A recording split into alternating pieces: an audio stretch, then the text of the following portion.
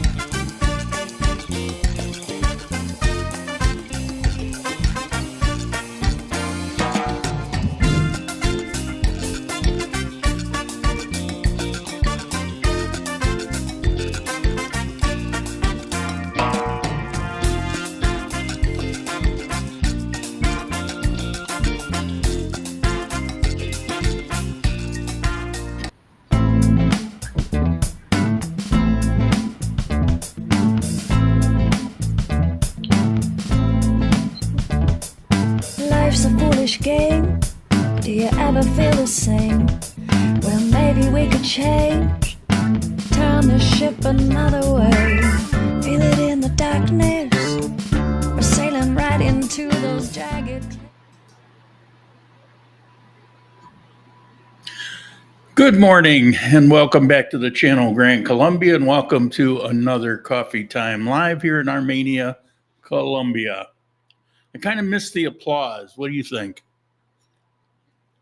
Okay, I got 3 guests waiting in the green room. I got some things I got to cover first, so probably bring them in 8 to 10 minutes from now. Hang on there, guys. It's about 73 degrees, kind of a cool, overcast day. It's supposed to hit a high of 75 and a low of 64 degrees. And the Colombian peso as it could be better. It's 41.14 as of this moment. All right. First of all, I wouldn't say anything except there's a few people. I got some bad news. My brother died this week, a couple days ago, and older than me. And so brother Ray, brother Robin, Rick, my sister Noelle. It's like I'm the last man standing, apparently. However, Rick leaves behind a wife, Sharon, bunch of kids, bunch of grandkids. He's the only one of us that survived long enough and built that out the way it's supposed to be. So hooray for him. Well,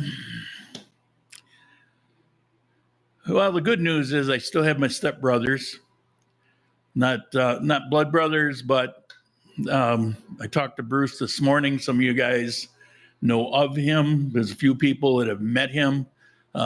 Pretty awesome guy, just recently retired. I'm trying to get him to come down here to at least visit.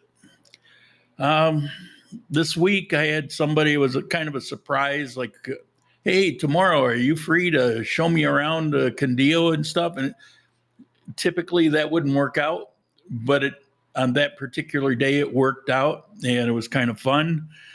We drove somewhat around Armenia just so he can get his bearings. We went through Calarca, we went to Pueblo Tapao, we went to La Tebaida. I showed him around a little bit of El Aden around the airport, right next to La Tebaida. And then we went out to Buena Vista. And let me see if I can get there. Buena Vista here. I think it's only about 40 seconds long. And for some reason, it was a little fuzzy, but I'm going to show it anyway. Went to the San Alberto Cafe. They are the ones that had the international tasting last year and came out with the overall prize of the #1 coffee in the world. And here we go. El diferencia en la sabor de los dos es. Bueno, la turra es mucho más frutal y castillo, lo que está típico, con caramelo. Yeah, I'm not sure why it's a little blurry. One kind that he held in reserve that was in a 5-gallon, like an ice cream bucket with a.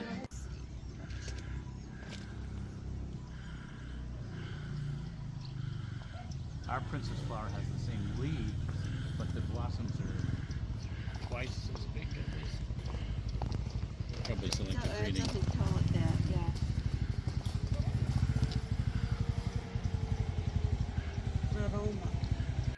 Saw a few paragliders jumping off the cliff. And they did a coffee taste test of one of their blends and a geisha. I just had my little mochaccino. Let's see. What else we got? Oh, the Negro Elefante, my big old Ford Edge, gigantic thing. I won't go through the whole story, but if you remember, I was trying to get finance for something a little bit newer, a little bit better originally, and the dealer helped me out. He was into this to the point where he could sell it to me kind of cheap and finance it for me. The reason was I didn't have direct deposit to the bank for any period of time, which is required now. It's in the law. I went to 9 different vendors, banks, dealerships. I went through the Chevy GMAC, all of them. They all said the same thing. Well, you'd be approved, but you don't have the direct deposit. Well, that time we've certainly gone through it. And so I've decided rather than keep putting money in this older car because it's a 2010 and it's a little big and it's a bit of a gas hog, but because now I can do the bank loan, I'm getting a nice trade in on that and purchasing another car for I'll be into it for the right kind of money. And Bank Colombia is going to finance it for me, and supposed to pick it up Tuesday. And it's a 2023 Suzuki Vitara automatic. It's the live version, which means it's got a bunch of options, and it's got 17,000 miles on it. So that should work out pretty good. It's got some clearance, should do all the things that I need it to do. What else we got? All right, that's it with that. All right, so now I'm going to bring everybody in, and we're going to talk about a couple topics. One, this phone verification thing where you're having to verify with your bank in the United States, but you can't do it with Google, and you can't do it with a local phone number. It's got to be U.S. number. It's been a scourge for everybody. I found a solution. Rob found another solution, so we're going to discuss that. And then it's been a nightmare, this proof of life thing. If you're on Social Security and if you've registered yourself in another country, which I always recommended don't do unless you have to. I ended up having to because of the coffee business, a bunch of things that I'm involved in. So I really had no choice to it. If I had just kind of kicked back and stayed retired, I would never have done it. But once you do that, I believe it's every 2 years, you're required to file a proof of life with the Social Security. To make sure they're not paying for dead people. As we find out, they're paying for lots of dead people, but they don't want it to be you. So in the past, you would get a letter, except very often overseas, especially in South America, you would never actually receive the letter. And if you didn't reply to the letter and send it to the right sources by actual mail, I believe we had to send it to Dominican Republic, I think it was. But depending on where you are in the world is where you would have a point to send it. And if they did not get it, well, if you don't get the letter, you don't know and you can't send it. If they didn't get it, then your Social Security would be shut off until everything was resolved. I knew of someone who went 4 months without any Social Security as he figured out what was going on. And that's what prompted me to talk about this a number of years ago, to caution people. Well, there's been a change, and Rob's coming on to talk about that. Turtle has a little bit to say about it, although he won't mention any details, but he has something to say about it, which Rob says that's fine. And Dan, he'll be here, and we will all just talk about whatever we have to say. So let's bring him in. Boom. Well, what an ugly bunch of, it's the Brady Bunch. Okay, so first of all, we're going to do the phone verification. This is what I just found. I bit the bullet and spent the money because I got 2 things I need to do through the bank. It's way too much money. We will see. It's a lifetime membership, which means they go out of business in 2 years. I'm out of luck. But this company, which is called Phone 2, number 2. So phone number 2.io is a website. And they have it set up where you can use your web app. You get a web account. You can use your web app, and you get 1,000 minutes a month for calls. You get unlimited text messages. So if the bank sends you a code, you could get those a billion times. The parameters are pretty good. It's $99 for a lifetime membership. I bit the bullet on it because it's been a real scourge for me, and I wanted to try it out. Kind of like when I got the agent for getting this apartment. I knew better, but I did it anyway. Well, here I kind of know better because when they go out of business, I'm screwed. I can't really afford to burn money, but I'm burning the money. I started up. I did try it, and it worked for me this morning, so that was pretty awesome. Rob has something to say, and then if you guys have any way that you handle it, feel free to kind of put your hand up, and so we know. Rob, hit it. Morning, guys. Everybody hear me okay? Yep. Good. Well, I may end up using your solution, Lauren, since you just told me about it yesterday, I think. You're fading away. What, the volume? Yeah. It was great. Okay. Testing. Can you hear me? Can you hear me? Testing. Can you hear me? Better? Okay. I don't know what happened. So what I did is I bought the cheapest 5G Android phone that I could find. I bought that on Amazon. And then, of course, I'm still here in the US. So I went into Target and I bought this SIM card. It's called Freedom Pop.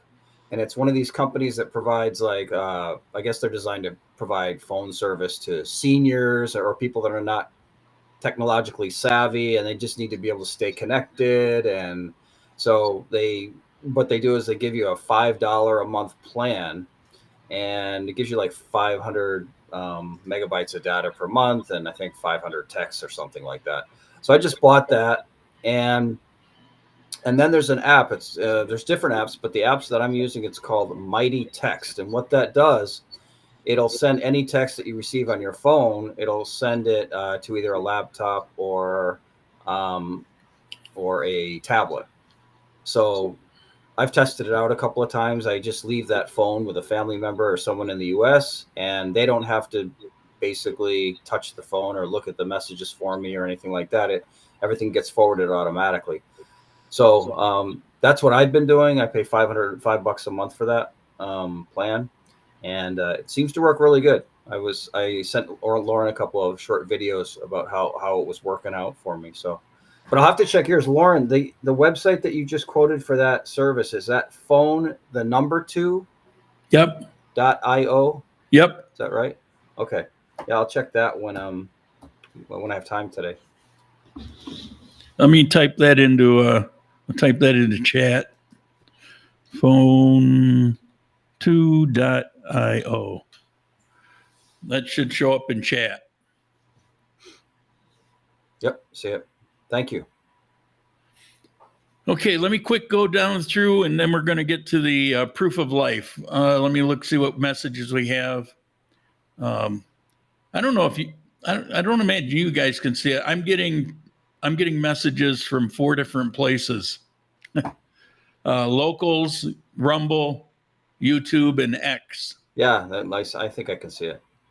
Sorry to hear about your brother. Sorry to hear about. Yeah, we don't want to dwell on that. Appreciate the thought. Due to the elephant, yes. It's been a great car. The thing runs like a champ. It's got a headlight issue. The mirrors don't come up high enough for me. They're piddly things that could be taken care of, but it's 2010. I don't know how much money I want to put into it, and it's freaking huge. Mike Carroll, hello from Amsterdam this week. How you doing? Mike Meyer, are there any negative issues with traveling mailboxes besides the cost? Yes, but we'll have to talk about that at the end. He's fine on Rumble. Must be talking about me. Maybe he's talking about us. Yeah. Hi, Lauren. Good morning from Miami. My condolences. Yep. Thank you. Appreciate it. That's all the comments. All right. So tell us the good news. Okay. So actually, why don't I read the policy to you guys? As I think many of you guys know, I work for Social Security. Although my days are numbered, I'm down to 80 days to retirement. My last day of work is April 30th. Thank goodness. So I'm going to read you guys the policy. It has more specifics in it. So it says the agency's foreign enforcement program is an integrity measure to verify the existence and identity of beneficiaries living outside the United States. Each year, so it's each year, Lauren, each year in May or June, we mail a foreign enforcement questionnaire to beneficiaries and representative payees who live abroad. The beneficiary must complete, sign, and return the questionnaire. If the first questionnaire is not returned, we mail a second one in September or October. If there's still no response, we suspend the benefits effective the following year's February payment. We previously required a wet signature on the forms. However, to address challenges such as international mail service issues and to improve our ability to provide service, we will begin offering attestation as an alternative way for beneficiaries and representative payees to complete and sign these forms. So that's basically the crux of it. So let's say, for example, Social Security mails you one of these forms or mails you two of the forms. And for one reason or another, you do not receive the forms. And most people discover through just missing a Social Security payment that this has happened. And then, of course, most of them will be frantic and they'll try to reach Social Security, which is more difficult than ever nowadays. Well, the good news is instead of us somehow trying to get you a replacement form, the good news is that now you can call us on the phone. We basically have to do we have to read some legal jargon to you. And we just ask you the questions over the phone. And then we basically just annotate at the bottom of the form that we attested this, or this was attested by phone with us. And then we save the document on your record and we remove the suspension. So fortunately, I was able to help one of Lauren's watchers here, and that worked out. So it was the first person I was able to do it with, and I was happy to be able to help. Yeah, he messaged me kind of in a panic, which I can completely understand. I'd be freaking out, and I don't know what to do. And I said, "Well, maybe it's that." And he goes, "Well, I didn't get one." Well, yeah, maybe it's that. And then I told him, I said, "Well, here, get a hold of Rob because maybe he's got some information." And the next thing I know, he's flush again. Yep, that worked out well. You have to unmute yourself.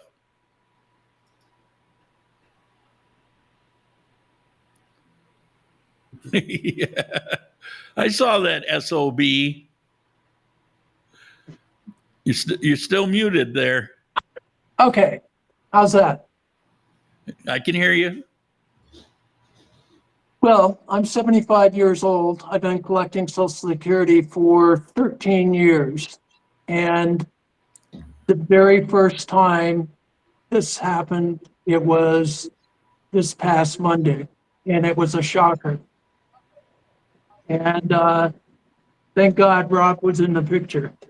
With some good information, I was able to get my money back. But it's, I had like $200 left in my savings account. What the hell am I going to do with $200?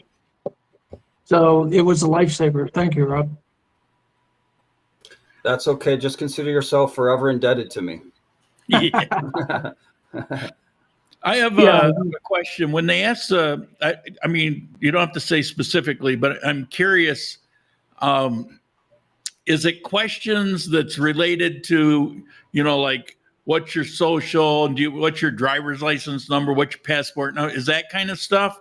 Or is it like you see sometimes, did you ever own a 1968 Ford Torino, or did you ever, what did you ever have a dog with a name? Was it that kind of thing? No. It's literally three questions. One says, has your address changed? The other one says, I think, have you worked? That question, of course, is for people that haven't reached their full retirement age yet and might still be under an earnings limit. And there's some other very innocuous question. They're very, that's what's very ironic about this. you can't imagine the number of people. A lot of people, believe it or not, they actually have to spend the money and the time, and they fly back to the U.S. to go to a local Social Security office just to get that form filled out. It's so ridiculous. And they're desperate. And now it's even more difficult because nationwide, all the Social Security offices have gone to appointment only. So, you maybe you want to come up and just spend a couple of days, because some people have to spend money on lodging as well. They don't have family or whatever. And it's a complete nightmare for everybody. I feel so bad for those people. Well, But and no, here's the big that's what, problem. Excuse me. Here's the big problem in Colombia. The mail service doesn't work. Well, much of the world is like that. Dan, have you ever had a problem? Well, I don't have direct deposit to Colombia. I still have my neither do U.S. I. bank. Well, yeah, you don't need to have direct deposit. You just have had to tell Social Security that you're living out of the country, like give them the address where you're living so that they send stuff like that. I still have a U.S. address. Okay, that's the best way to do it, actually. Yeah. However, I And am that's what I have reliant. now. I am That's my reliant on my recommendation. 93-year-old father for a phone and address there. that's my recommendation to everybody. At least with Social Security, keep a U.S. address available. I have a UPS box, which I'm gonna leave as my permanent address. So Well, the situation that Lauren just mentioned about buying, a car or getting a loan, the banks usually want you to have a direct deposit. And that's what I fell into, and that's what Lauren has fallen into. So, if you want to get any work with a bank, you do have to have direct deposit. Yeah, it used to be. I don't know if it's 2 or 3 years ago, but it was an option where a bank could tell you that, but now it's enshrined. It's actually in law, where they actually cannot give you a loan unless you have the direct deposit. That's what I found when I went to those 9 different. I mean, they all had the same story. It was, it's changed.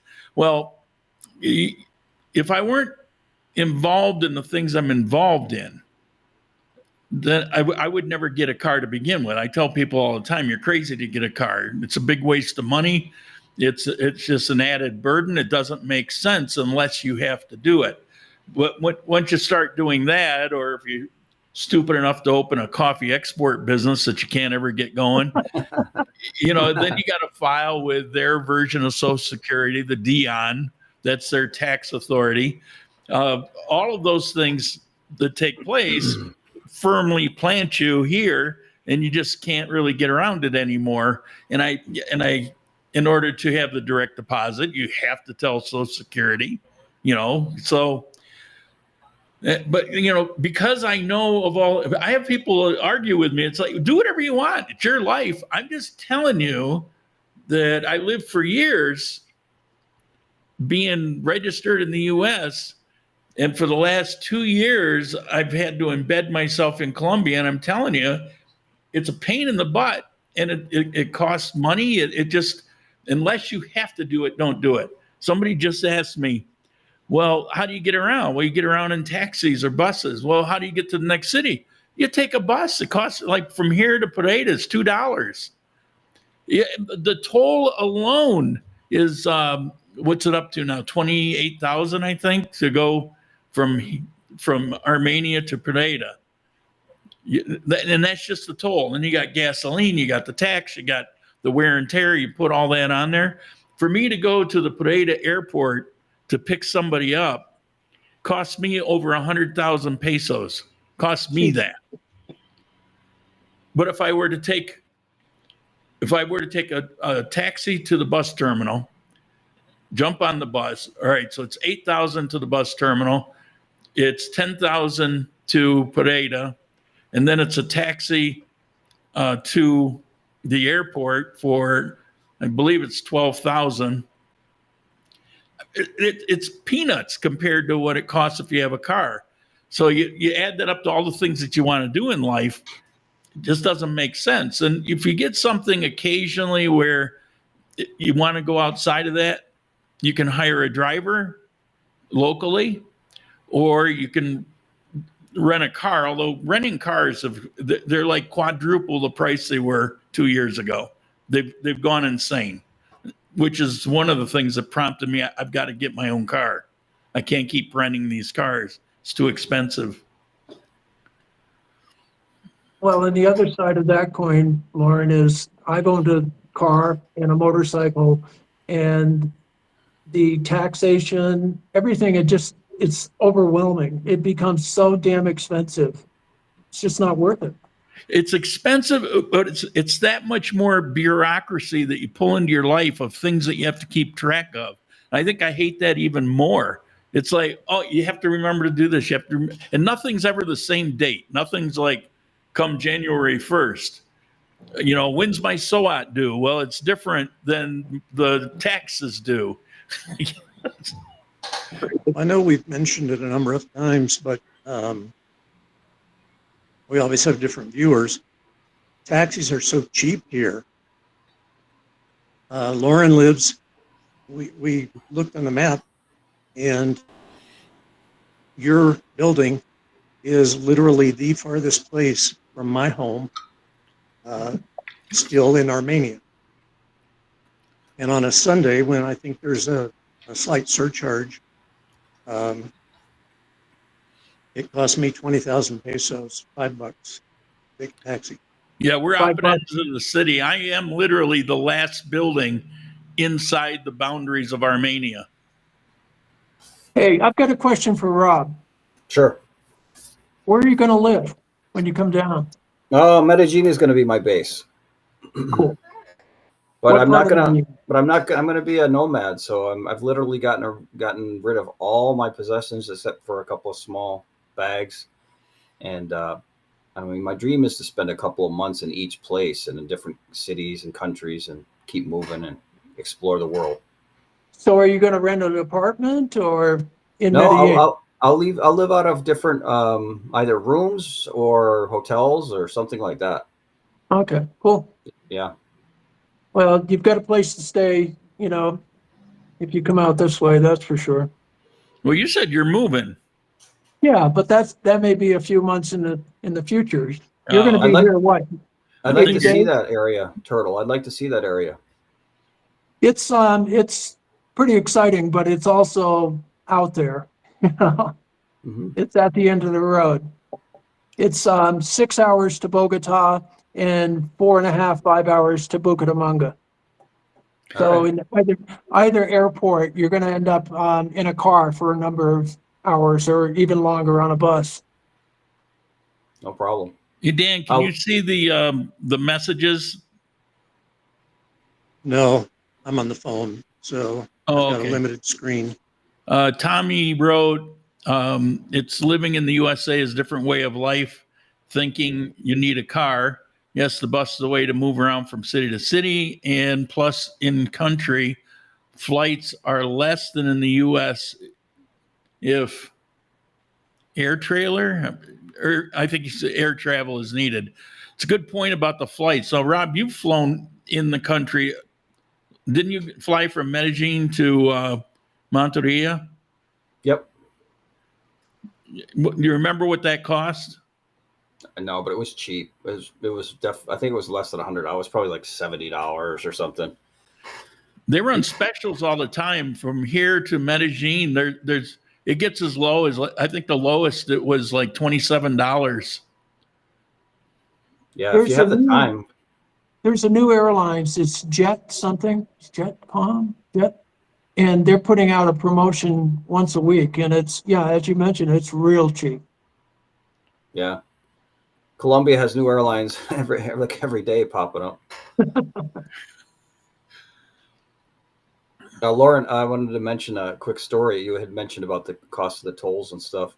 Many years ago, when I lived in Mexico, my buddy bought this old beat-up vehicle. It was the oldest. It was all rusted out. You could barely see the frame of it. It was all rusted, and it was just a piece of crap. And we called it the Road Warrior. And we traveled around Mexico for like a month in this thing. But the big joke is that the tolls cost more than the vehicle itself.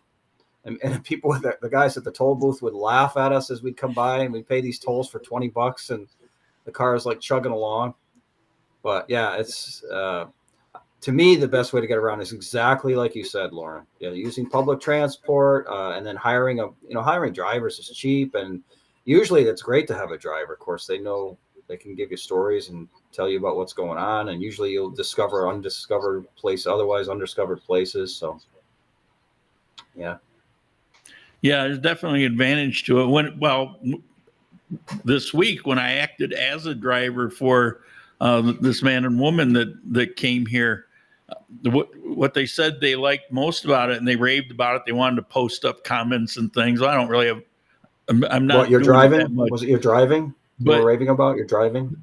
What they liked the most was all the history and stories as we're driving around. It's like nonstop information about here and there and there and there, and they ate that up. Well, there's a lot to talk about, and when you're on your own, you're just looking at a pretty scene. Yeah, right.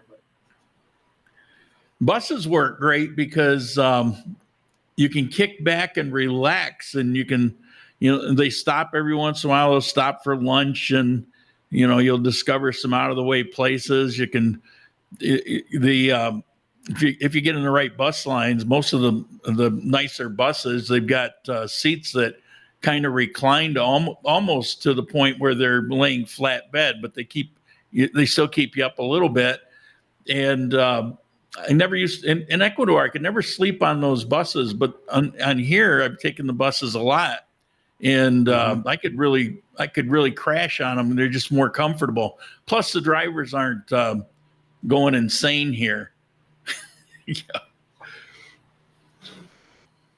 Hey, where's Dan?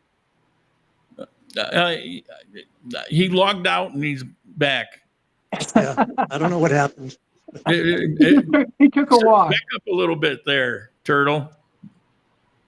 I'm sorry? Back up. There you go. Seeing those nose hairs again. That's funny. So with this format, Lauren, are all our heads the same size? No, it's however you set it up. So what you want to do is position yourself so you're similar to the others. You want to, like, look at me. Lauren's always got the biggest head, but yeah. Well, don't worry. I think you do, actually. The Turtle's definitely got the most nose hair. Yeah. Tommy says 70 to 120 is the most I've paid to fly in Colombia. Yeah, if you're living here, you just watch for specials, and you get some amazing cheap flights. I saw a flight from here to San Andreas. I actually thought about going just for the video. I don't remember now in U.S. dollars. Well, it was right around 200,000, which just from Armenia. Was that from Armenia? From here to San Andreas. Wow. Yeah, that was crazy. I wish I had been there. I would have taken that one. Yeah, well, it turns out I couldn't, but I was very close to trying to do it. Has anyone used InDriver? No. It's a big service out here in Bucaramanga. It's sort of like Uber kind of service, and you can go from Bucaramanga to Sand Hill for 100,000 pesos, which is not a whole bunch of money. It's $25. No, I use I know a lot of people don't like the ride service in Colombia, but I just use Uber because it's so cheap and so convenient in Medellin, especially. Don't get me going. Don't get me going. I know. Well, Medellin is different. I've acknowledged many times it is different in Medellin, but what I say about the crime issues are not different in Medellin. That's where the crime happens in the Ubers, because the taxis are very well registered and documented. Never board the Rapido Tolimas. Never heard of it. Yeah, it's a bus line. Oh, the bus to line. Ibagué, I imagine. Right. Yeah, but I've never heard of it. That's the other thing. I mean, if you, wherever you want to go, there's usually like 6, 7 bus lines that all. I don't know how these things stay in business. There's so many of them. Well, they're usually pretty full. You know Hey, what Mark. what I really like about the buses in Colombia versus the ones in Ecuador. In Ecuador, with the exception of one bus line, I forget the name of it, but all the bus lines except for that one in Ecuador, they're paid by how quick they will arrive at their destination. Oh, Jesus. And that's why you have all these accidents. Why so many? I mean, there's not a month that goes by when there isn't a bus that drove off a cliff somewhere. Oh And my here in God. Colombia, they're just paid a wage. There's one bus line in Ecuador. I researched this back when I was there. It was true at the time anyway. There was one bus line, and they were paid the same way. They were paid a wage, and it wasn't how quick you could get to the destination. So the bus, they're crazy. So they want to fill all the seats because that's part of the wage. And then they want to go as fast as the bus will take them to make up for the fact that they stopped to get somebody when it should have been an express bus and they shouldn't be making all those stops. Buses are a nightmare in Ecuador. And here they've actually got rules and they follow the rules. And you'll get a bus driver occasionally that maybe goes too fast, but basically they're pretty smooth and comfortable and nice rides. Do you remember how much it costs to go from Cuenca to Cali? That was It was 24 hours, 23 hours. $20 maybe. It was cheap. yeah, 25 bucks, something.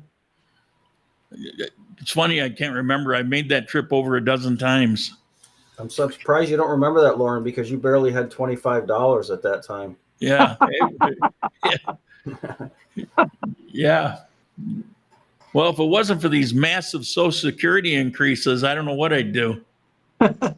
Well, you know who to thank for that. Yeah. They certainly make up for the inflation. Well, let's just hope the dollar stays relatively strong.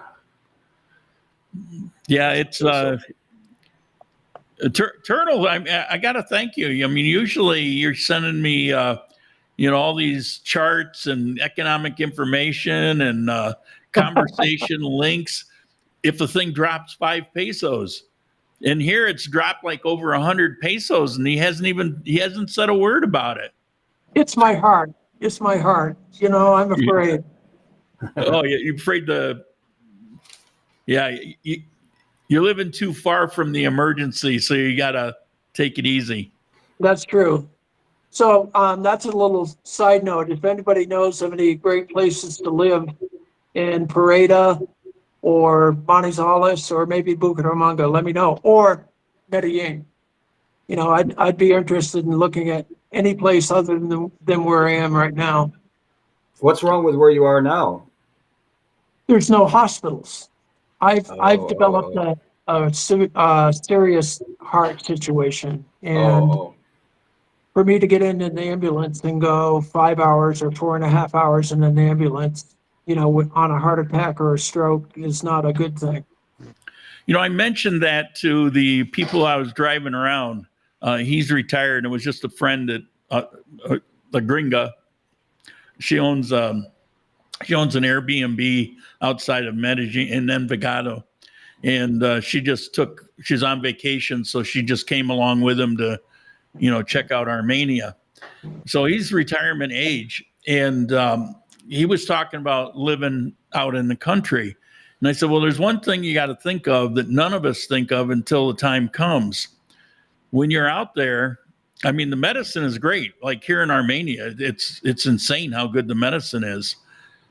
But if you're living in Pueblo Tapao, then if you jump on the bus or getting a taxi, you're still about 20 minutes away from a hospital. If you have to wait for that taxi and wait for a bus, if in an emergency, I mean, that's all the difference. When I had to go to the emergency room, it was 5 minutes from here to the emergency room, and I'm considered stratus 4.5 because of the distance to the hospital. But if I don't have heart issues, but if I had an heart issue, the difference between 5 minutes and maybe 40 minutes, I think is kind of night and day. So while it may be very appealing to live out there, you have to consider the things that may happen. I mean, if we're getting up in age, say, well, I never have a heart problem. Yeah, but that doesn't mean tomorrow you won't. I mean, the odds of those things, exponentially increase. Now, Rob, he's a young guy, and he's still focusing on all the chicas everywhere. But the rest of us old farts, we have to consider that kind of stuff. Speaking of chicas, one of the reasons I agreed to come on today was I was hoping you would introduce me to Sabrina. Where is she? Sabrina. I can on this software. Oh, okay. Yeah, well, You'd have to get on Rumble and request to come in. let's see who makes that hat. This hat is Aguadeño. Here in Colombia. Maybe they're talking about Turtle's hat. How do you know which hat they're talking about? Nah, That came from Hawaii. because this one's special and his is from Walmart. Just kidding. Actually, it looks like a nice hat. It came a guy that now lives in Armenia, Jerry, brought it from Hawaii. Oh, sweet. Cool. That's scary, especially driving through Andes. I love Armenia. Who makes that hat? Aren't there hospitals in Ibagué? Yeah, very nice hospitals, but Turtle doesn't live in Ibagué. The hospital in Ibagué is practically new, I believe. It is. It's only about 2 years old. The problem that I have is the best heart hospital in Colombia, and probably one of the better in all of South America, is in Bucaramanga. And Bucaramanga is 5 hours away.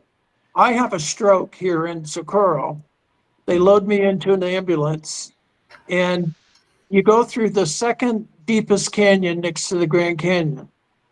And it's all switchback corners, back and forth, back and forth. You finally get to Bucaramanga, and it's just not going to work. Yeah, just send a hearse. Yeah, exactly. And that's, I've seen it happen since I've been here. People don't go and have a heart attack, you end up in the morgue. So, it's got my concern. The latest time they tuned my marcapasto, my pacemaker, they said, oh, by the way, did you know you have AFib? And so not only do I have, a slow heart, where I got the pacemaker, but now I've got these situations in the middle of the night where my heart just takes off on its own. So what do I do?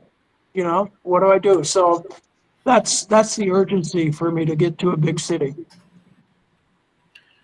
Yeah, and it limits him because he has to be careful of the altitude, because your lungs work harder, your heart pumps harder. All of those things come into play. When I had the pacemaker, I was living in Manizales, and Manizales is my favorite city in the whole world. And I'd been there 5.5 years, and they put the pacemaker in, and all of a sudden I started to develop, walking down the street. So I had to go to a lower altitude, went to Bucaramanga, and that's a great place, but it got expensive. So and it's too hot. But it's Socorro. Yeah. It is so freaking hot there. Bucaramanga? Yeah. Yeah, I really liked it. I'll probably end up back there. Well, you lived up on the hill, so it was a little bit better. Yeah. But in the city itself, it's like Pareda. It just kind of hangs, and it's just hot. Libby writes, yes, buses are dangerous in Ecuador. I'm taking busetas now. I think it's safer. No, they're just as crazy. Hate to go to the Guayaquil to the airport. Too scary. Plus, when raining, even more scary when mud and rock on the road. Yeah, it's a nightmare. Wilhelm, the fedora. Well, it's not a fedora, but that's what it is, Aguadena. And it's a, on a scale of 1 to 10, it's probably a 6.5 quality. It's not a cheap one. Rob, you were with me when I bought it, right? I think I convinced you because you were having doubts. Well, And yeah, I said, don't be such a cheap ass. Buy it because it'll be great for the channel. It's not, I don't know if it's cheap when you just don't really have it. It's like I know. I bought the hat and I didn't pay the bills, that kind of thing. Yeah, but I treated you to lunch that day, so you have nothing to complain about. Well, Rob, one of us here has a job, but only one. I believe buses in Colombia are safer. Drivers drive better. Okay. And the roads are better. Whoops. Oh. Shouldn't click things that I don't know what they're going to do. It took me somewhere else. All right.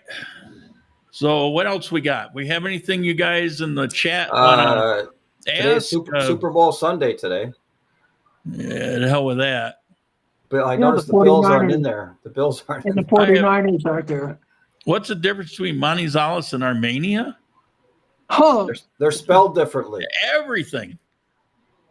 Everything's Well, I was different. wondering- You said Manizales is a lovely city. It's one of my favorite, maybe it is my favorite city in the world. When you said that, that's what I tell people. As a city itself goes, it's absolutely fantastic. And the altitude thing, that's because he has a medical issue. The altitude is low enough where you don't get altitude complications otherwise. If you got a heart problem, you got lung problems, that's going to be an issue even in Denver. But, the altitude there isn't so high. It's not like Cuenca. It's like 1,000 feet lower than Cuenca. When I couldn't stay in Cuenca and I had to move out to Giron, it was the same altitude as Manizales. Manizales is just, I don't know. It's like Europe. It's got great. It has everything you can want is in Manizales. Armenia is I like. I would call Manizales an exotic city, and I would call Armenia like a working man city, like a normal city. it's got nine universities. It's got an international dining area. The views are spectacular wherever you are in the city. It's got shopping with all the shopping areas. To me, it provides all the answers for an expat. Yeah, the only thing I don't like about it, Turtle, is it doesn't have the international airport. That's one of the reasons true. I'm not living that there. airport is. Supposedly, they're building a new airport. Now, it's been going on for almost 10 years now, but it's going to be about 10 miles outside of the city. And it probably won't be international either. It'll be just like Pereira. It'll probably not. No, if they build the one they've been talking about, It's that's going to international. be as far as the next nearest city. Actually, it will be international. Yep. Okay. That's the point. But the one in Manizales is funny because half the time the clouds are in over the airport and they can't operate.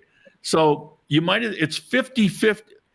The odds literally are 50-50 whether the flight you were planning to catch will actually fly.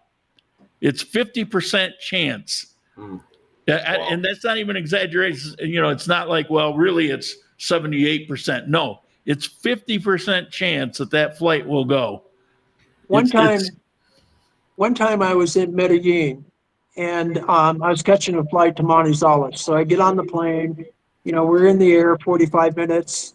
We're in the air 55 minutes. We're in the air an hour and a half, and we land back in Medellin. So what they did is they flew over the airport, and it was socked in. They circled the airport for a while. It didn't change, and so they went back to Medellin. Perfect. Are there no air evac options? Not really. It's not really set up for that because that's a very expensive thing. And historically, it was something that nobody could afford. But you're also in the Andes Mountains.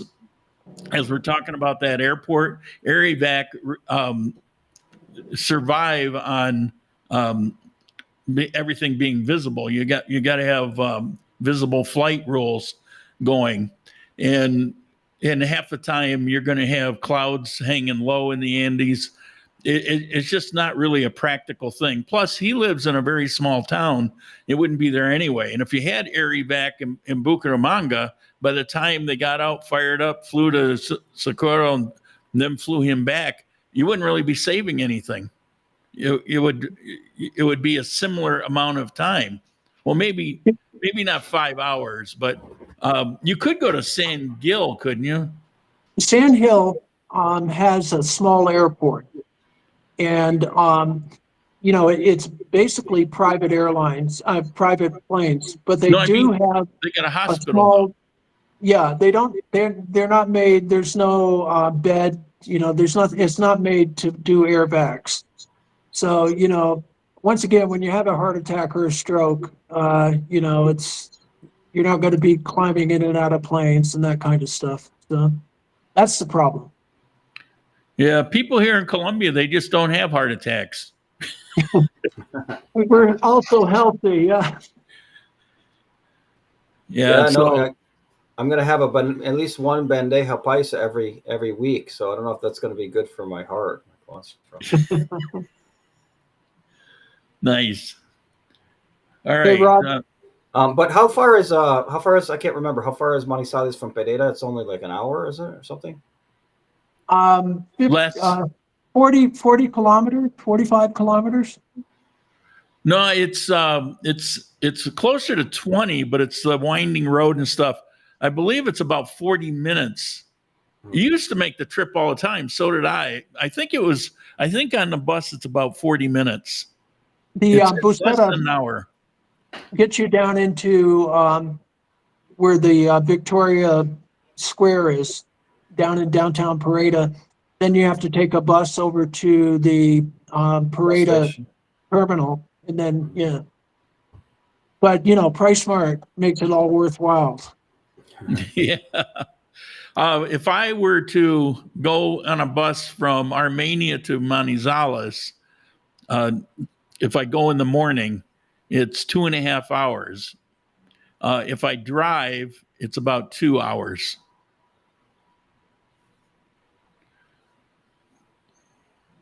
Yeah, the biggest issue, for me to go from here to the terminal or to Price Mart, about 40 minutes or so. And then from Manizales to the terminal, where the real time comes in is from Dos Quebradas to Pareda, all the traffic. So that's between here and Manizales. So when you hit that, that's where it eats up all the time. How do you guys drive on those crazy roads? I don't think I can do it. But you shouldn't do it unless you have to. I hear you, Rob. I enjoyed the paisa meal as well. Oh, that's the family that came. I took them out to Robles. It's the best traditional food restaurant I've been to in all of Colombia. Place is fantastic. Dan, you been there? No, I haven't. Really? It's Where just up north of you, right?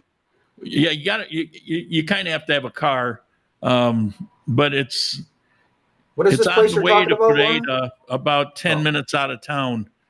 But it's the best. I'm not a fan of traditional food, actually. Just bores me to tears. But their food is something special. It is really good. What's the name of the place? Robles. Robles. They've been in business since World War II. Started out as a little shack alongside the road. Now it's this huge complex. They just keep adding on. I think they could seat something like 500 people, but it's got different rooms, so it's not like one big room. And it's right on the main road between Right on the main road. Yep. Okay. Yeah, awesome place.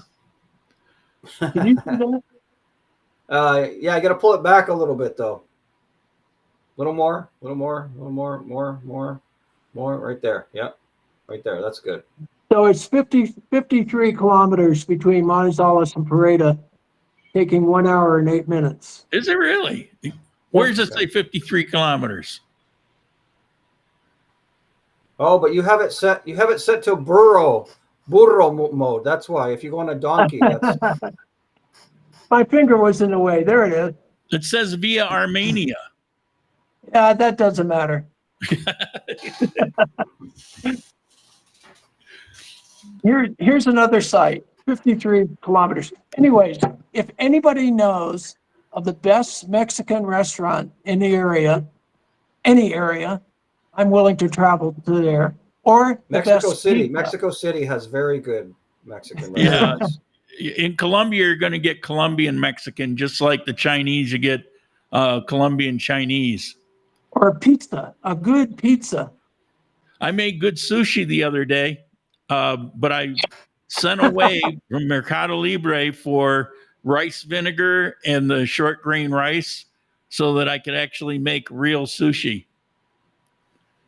Oh, God. Lauren, I think it's about time Lauren did another pizza taste test. You know, invite all your neighbors and get about 6 different. Yeah, I can't eat Places. pizza anymore. Oh, Yeah, So we all suffer. kind of exactly. If I can't have it, you can't either. All right. I think our time's about up. We'll see if there's one last question. If anybody has a question, give you guys a chance. Dan, you're very quiet. You got anything you want to contribute? We've got so much participation today. I wasn't very necessary. I have Some a of question. the restaurants in Barranquilla are set up as rooms with 3 to 5 tables in each. It's different, but not. Yeah, you see that quite a bit because they just kind of keep growing. They'll take a house and use the separate rooms. Those roads, some cities have cable cars. Well, yeah, the one in Pareda just opened last year. Manizales has one, Teleferica. But they're just, well, the one in Pareda goes from one side of the city to the other. I don't see it all that useful, actually. Maybe somewhat. The Manizales one's actually useful if you live up on the top where we lived. That would make sense because the bus terminal's all the way down at the bottom of the mountain. I have a question for you guys. Based on, there is a comment here by somebody on YouTube. I can see the sharp guy. He says, "How about getting credit so you can have a cell phone?" So I guess his question is, in Colombia, do you have to have Colombian credit, in order to get a cell phone plan? And No. that's something I would need No. to know because I don't anticipate using any credit at any time in Colombia. No, okay. you can buy a used, if you need a cell phone, like right now you can buy a used Samsung S20 Plus for around 800,000, maybe $200. You know, that was $1,000 phone 5 years ago. You know, so you can do that. You don't have to get a phone on credit, and you don't need credit for a plan. I saw that. I was kind of ignoring it. I'm Do I traveling. need a cedula to get one of those phone plans? You can do a prepaid, and then you can do a postpaid if you want later. I'm traveling from the U.S. to Cali, Colombia, and then heading to Armenia. Would it be better to take a bus or hire a private driver for the trip? From Cali to Armenia, it's only 4 hours on a bus. I would take the metro. It's called Metro bus. I would take that, and I think it's 60,000 pesos. What's that in dollars? $15, something like that. whenever I'm asked if I miss anything about the States, I answer the international food scene. Well, that's the nice thing about Manizales. They have a great international food scene. It's growing here in Armenia. I was asked about some good restaurants the other day, and I sent a bunch of links. And as I'm sending them, I'm realizing these are all international places I'm sending them, places that mostly didn't even exist here a few years back. So it's definitely a growing scene here. We've got a couple, I don't know what you call them, very Michelin star oriented restaurants where the food is too pretty to eat and they keep creating all these different. We've got several of those going now that we never had those before. Yeah, one of the Too differences to expensive. me. I've been there is because it costs too much, but they exist. Sorry. One of the differences to me with restaurants, because I'm a restaurant guy, because I don't even cook here. I eat out everything, and I'll eat out everything probably for the rest of my life. But one of the big differences that's a little bit you got to get used to for me is that in Colombia, the Colombian, if you go to a Colombian restaurant, the Colombian menu, of course, is very restricted. It's usually the same exact food in almost every restaurant. I mean, it varies a little bit, but it's pretty much all the same. So if you want something different, you've got to seek out these places. It's not like here where you go into a restaurant and they have like a wide variety, like a diner or something. Like if you're in the mood for fried chicken, you can get that. If you want spaghetti, you can get that. If you want a sandwich, you can get that. It's like, so you don't really have that. So it's a little bit more challenging to get something. And then if you go to one of these places, like let's say an Italian restaurant, the prices, of course, are going to be more expensive because it's just, it's more of a specialty thing. But so it's just different. Rob, when you were in Manizales, did you go to the Milan district? I've only been to Manizales maybe once or twice, so I don't remember it. I don't know it that well. Milan's where it's happening. Beautiful city.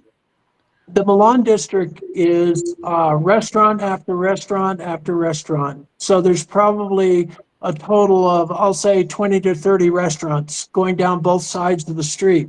So you can get Italian, Japanese, whatever you want. And if you don't want that, you just go to the next restaurant. So it's interesting to see that in Colombia. I will definitely check it out. Thank you. The best thing I did before moving here was make friends on the language cross-learning platforms. Make friends here in Colombia, also using a visa service is a must, okay? If you miss Cholula, Chipotle, salsa, you can make you can just buy it. They have that brand. I know the one you're talking about. I see it in the supermarkets. I think it's got a little wooden top on it. And actually, some of the restaurants, you sit down, they'll have it on the table. All right. I think that's it. I think we're going to call it a day. I want to thank you guys. This was as much of an experiment for me as anything else. And Dan wrote his phone keeps overheating. That's why he's in and out. But Turtle, your photo, outside of you being too close, it's been crystal clear. Rob, yours has been fuzzy the entire time. I'm not sure why. You can see it on playback. It's not clear. I'm watching myself. I watch myself on YouTube, but I'm clear. Oh yeah, you're right. I am a little bit fuzzy. You're right. Sorry about that. Yep. No, it's okay. I mean, we know what you look like. I just letting you know. It's and like I invested $1,000 is crystal clear, and your U.S. service is like all bunged up. That's why I got to get to Colombia. That's my reason. All right, so let's call it a day. Those of you who are going to watch the Super Bowl, go for it. The wrong team happens to be in the Super Bowl. The goddamn cheaters, it's like they keep deflating footballs and paying off the refs and all kinds of crap. But I'm not bitter or anything. But like I say every year, there's always next year. Go Bills. And I'll see you guys later. Ciao. Yes, Owen, I am on Wi-Fi. Bye-bye.